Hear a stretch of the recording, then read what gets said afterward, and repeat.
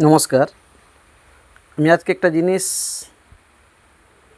ভাবছি।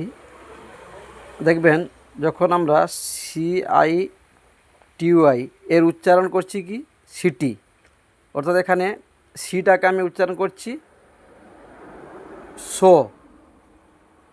আবার সেই সিটাকে যখন আমি CAT এখানে উচ্চারণ করছি কি আমি ক্যাট, এখানে সিকে উচ্চারণ করছি কি কো।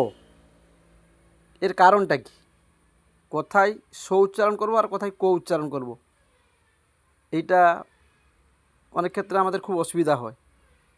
এখানে মনে রাখবেন, সি এর পরে যদি সি এর পরে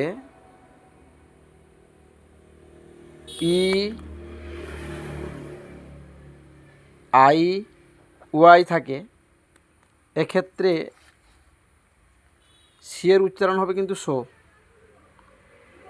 আবার সি এর পরে যদি